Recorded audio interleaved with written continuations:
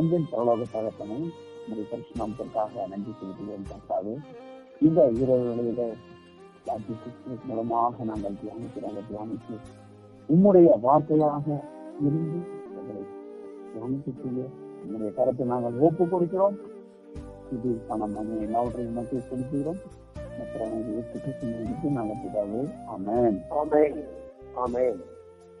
நம்ம எடுத்துக்கொள்ளப்பட வேண்டிய வேத அழைப்பு தேவ அன்பில் வாழ்தல்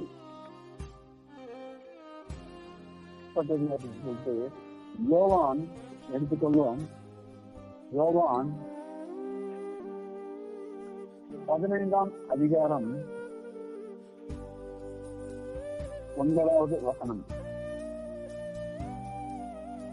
இதா என்னில் அன்பாய் இருக்கிறது போல நானும் உங்களில் அன்பாய் இருக்கிறேன். என்னுடைய அன்பிலே நிலைத்திருங்கள். ஆமென். அல்லேலூயா. அதாவது என்னுடைய அன்பிலே நிலைத்திருங்கள் அப்படின்னு சொல்லிட்டு சொல்றாரு. நம்முடைய வாழ்க்கையில் தேவனுடைய அன்பின் அடிப்படையில் வாழுவது, தேவன் நம்மளை நேசிக்கிறார் என்ற உணர்வோடும் நிச்சயத்தோடும் நாம் வாழ்வது என்பதுதான்.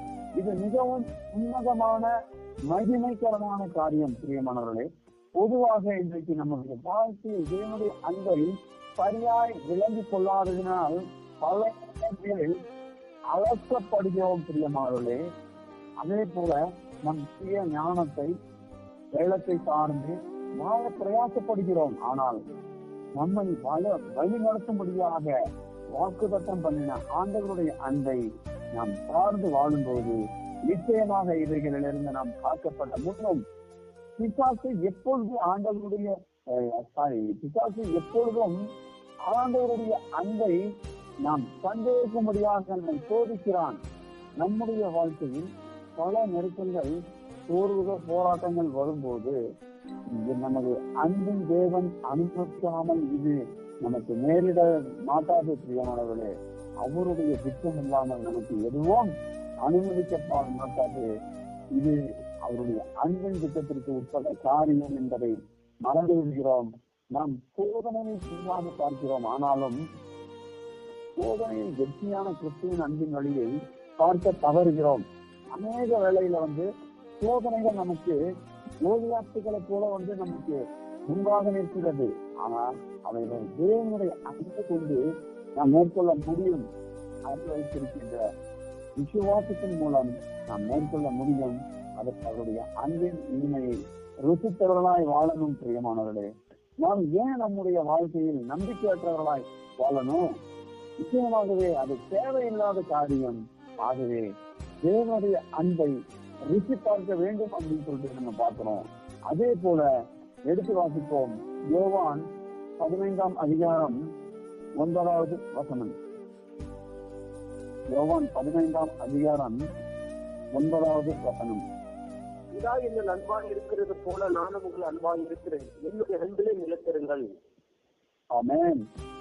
இதா என்னில் அன்பாய் இருக்கிறது போல நானும் உங்களில் அன்பாய் இருக்கிறேன்.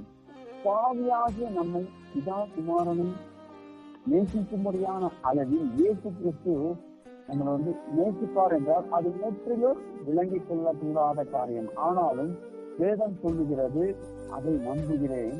ஒரு மனிதனுடைய வாழ்க்கையில் மிகப்பெரிய நம்பிக்கையூட்டும் செய்தியாக இது இருக்கிறது. வாழ்க்கையின் எந்த சூழ்நிலையிலும் நம்மை நேசிக்கும் தேவன் ஒருவர் இருக்கிறார். என் தகுதியின் அடிப்படையில் அல்ல, என் நற்குணங்களின் அடிப்படையில் அல்ல. நான் ஆரம்பத்தில் பாதியாக இருக்கும் பொழுதே என்னை நேசிக்க ஆரம்பித்தார். இன்றும் அவ்வாறே என்னை நேசிக்கிறார் அப்படின்னு சொல்லிட்டு ஒவ்வொருத்தரும் இந்த வசனத்தின் மூலமா நம்ம பார்க்கணும். பிரியமானவர்களே, உண்மையிலேயே இவ்விதமான வார்த்தைகள் நம்முடைய வாழ்க்கையில் எல்லா சூழ்நிலைகளிலும் வெற்றியோடு வாழ்வதற்கு நமக்கு வழிகாட்டுகிறது. தவிர என்ன ஒரு அருமையான அன்பு இது! இவ்விதமான அன்பை நான் இந்த உலகத்தில் எங்குமே பார்க்க முடியும். எங்க போய் பார்க்க முடிஞ்சாலும் முடியாது. பிரியமானவர்களே, நம்மை நேசிக்கும்படியான தேவன் வானத்தையும் பூமியையும் படைத்தவர். அவர் இவ்விதமாக சொல்லுவார் என்றால் அதை விட மகிழ்ச்சியான செய்தி வேற எதுவும் இல்லை. பிரியமானவர்களே, அநேக சமயங்களில் நாம் ஆண்டவருடைய அன்பை விளங்கிக் கொள்ள முடியாமல் தவிக்கிறோம், தவறுகிறோம். அவருடைய அன்பை குறித்து வேதம் குறிக்கிற அளவில் அறியாமல் இருப்பதனால் நாம் சந்திக்கிற சோதனைகள், நெருக்கங்கள் மத்தியில் சோர்ந்து விடுகிறோம். நமக்காக யாவற்றையும் செய்யக்கூடிய ஒரு அன்பு இயேசுவானவர் வெளிப்படுத்துகிற அந்த அன்பு என்பதை நாம் மறந்து விடுகிறோம். பிரியமானவர்களே, நம்மளுடைய வாழ்க்கையில் பிரச்சனை என்னவென்றால் தேவ அன்பை முழுமையாக அறியாமல் இருப்பதே. அதை அறிய நாம் இந்த குழுவின் மூலமாக ஒரு சபதம் எடுப்போம் என்று நான் சொல்லுகிறோம். பிரியமானவர்களே, அதே போல எடுத்து வாசிப்போம் 1 சாமுவேல்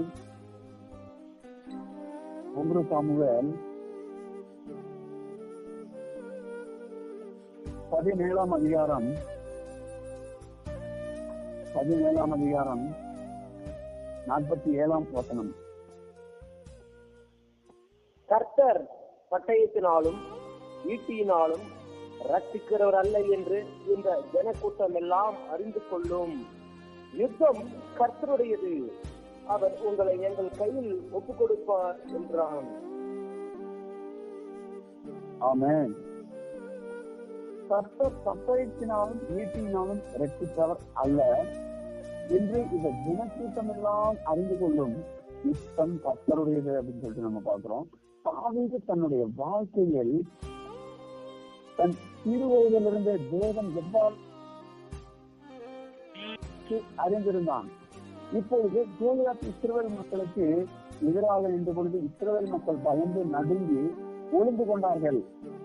ஆனால் தாவீதோ தேவன் மேல் விசுவாசம் கொண்டவனாக கோலியாத்தை எதிர்த்து நிற்கிறத நம்ம பார்த்தோம்.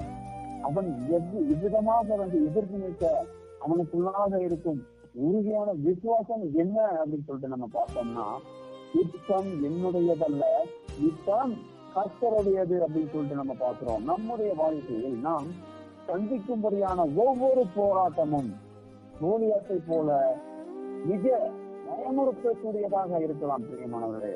ஆனால் நாம் தாவீதை போல இவ்விதமாய் அறிக்கையிடுகிறவர்களாக காணப்படுவது அவசியம். யுத்தம் கர்த்தருடையது. யோசபாத் தன்னுடைய வாழ்க்கையில் பயங்கரமான ஒரு போராட்டத்தை சந்தித்தான். அதே போல எடுத்து வாசிப்போம் 2 நாளாகமம் 20ஆம் அதிகாரம் 1ஆம் வசனம். இதற்கு பின்பு மோவாப் புத்திரரும் அம்மோன் புத்திரரும் அவர்களோடு அம்மோனியருக்கு அப்புறத்தில் உள்ள மனுஷரும் கூட யோசபாத்திற்கு விரோதமாய் யுத்தம் பண்ண வந்தார்கள். ஆமென். இதற்கு பின்பு மோவாப் புத்திரரும் அம்மோன் புத்திரரும் அவர்களோடு அம்மோனியருக்கு அப்புறத்தில் உள்ள மனுஷரோடும் கூட யோசபாத்திற்கு விரோதமாய் யுத்தம் பண்ண வந்தார்கள் அப்படின்னு சொல்லி பார்க்கிறோம். இவ்விதமான சூழ்நிலையில் யோசபாத் தேவனை சார்ந்து அவரை கற்றுக் கொள்ளுகிறத பார்க்கிறோம் பிரியமானவர்களே. அப்பொழுது அவனுக்கு சொல்லப்பட்ட காரியம் என்ன அப்படின்னு சொன்னா, அதாவது சகல யூதா கோத்திரத்தாருமே அதே வசனத்துல அதே அதிகாரத்துல 15ஆம் வசனம் படிங்க பிரதர். சகல யூதா கோத்திரத்தாரே, எருசலேம் குடிகளே, ராஜாவாகிய யோசபாத்தே கேளுங்கள். நீங்கள் அந்த ஏராளமான கூட்டத்திற்கு பயப்படாமலும் கலங்காமலும் இருங்கள் என்று கர்த்தர் உங்களுக்கு சொல்கிறார். இந்த யுத்தம் உங்களுடையதல்ல, தேவனுடையது. ஆமென். கர்த்தர் அதாவது எந்தவித ஒரு காரியத்திலும் கூட ஒரு விசுவாசத்தோடு பயப்படாம, எவ்வளவு பெரிய கூட்டமா இருந்தாலும் எவ்வளவு பெரிய யுத்தம் இருந்தாலும் நீங்க எதையுமே நம்ப கூடாது. தேவனுடைய ஒரு காரியத்துல ஜெபத்தில் வெற்றியா இருக்கணும் அப்படின்னு சொல்லிட்டு தேவன் நம்மிடத்தில் சந்திக்கிறார் பிரியமானவர்களே. இவ்வளவாக கொடுத்த அந்த வசனத்திற்கு தேவனுக்கும் கொடான கோடி நன்றி. ஆமென். பிரேயர் ஜெபத்திற்கு பிரதர் ஜெபிக்கலாம். Okay okay.